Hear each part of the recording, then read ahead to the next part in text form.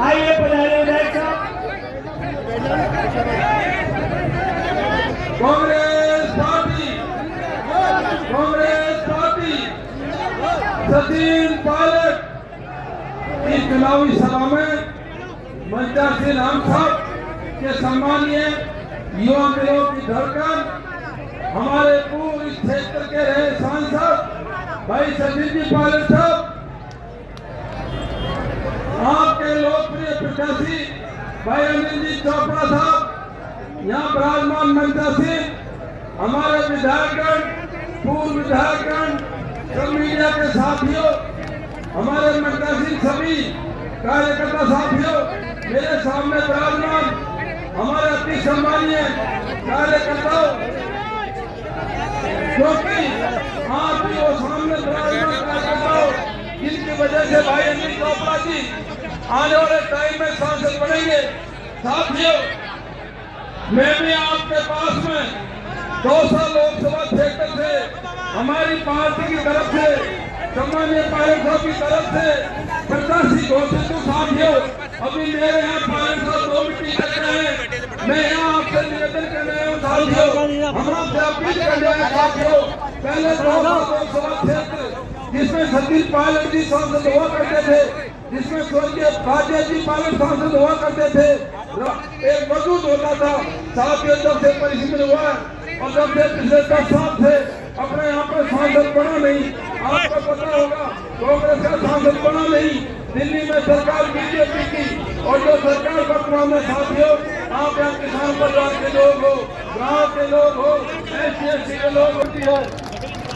आप सबकी जिम्मेदारी बनती है। हमारे युवा भाई अनिल चोपड़ा जी को आप भारी बहुमत से आप सांसद बनाए। भाई अनिल चोपड़ा जी, जिस तरह से सचिन जी पायलट साहब, राजेश पायलट जी, रमा पायलट जी हमारे चौथा का नाम रोशन करते थे संसद में जाकर के,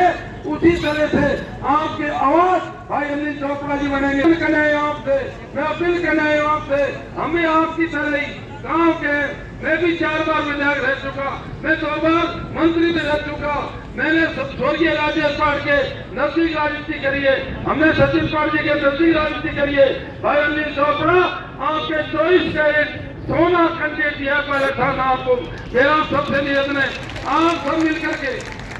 मिलके आप ये चाहते हो भारत में किसानों की रक्षा हो, आप ये चाहते हो आदिवासी की रक्षा हो, आप ये चाहते हो SC की रक्षा हो, गरीबों की रक्षा हो, तो आपको ऐसे युवा प्रत्याशियों को लोकसभा में भेजना पड़ेगा। और जो बेरोजगारी है, देश में 60% बेरोजगार है, केंद्र सरकार ने पिछले लंबे समय से कोई नौकरियां नहीं निकाली है, और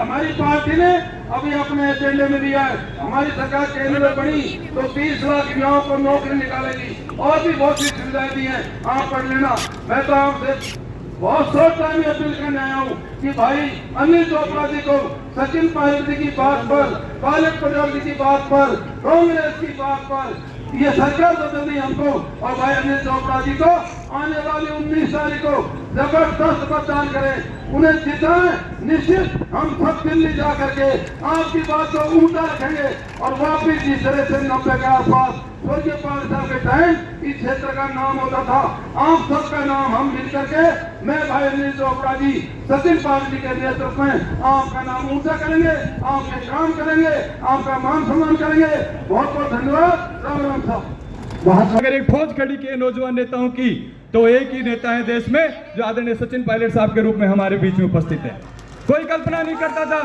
कि आज मेरे जैसा साधारण किसान का बेटा, अनिल चोपड़ा जैसे साधारण किसान का बेटा, मुकेश बाकर जैसे फौजी का बेटा, अभिमन्यु पुनिया जैसे किसान का बेटा, रामनिवास गौड़े जैसे किसान के बेटे, ऐसे अनेक उदाहरण हैं जिनको विधानसभा में जाने का मौका दिया, प्रदेश अध्यक्ष रहते हुए प्रधान और जिला प्रमुख बनने का मौका दिया, और अभी सांसद के रूप में नौजवानों को मौका देने का काम किया। आदरणीय पायलट साहब, ये क्षेत्र जिसकी कण कण में आपके परिवार की खुशबू आती है, 7 बार आपके परिवार ने यहाँ से चुनाव जीता,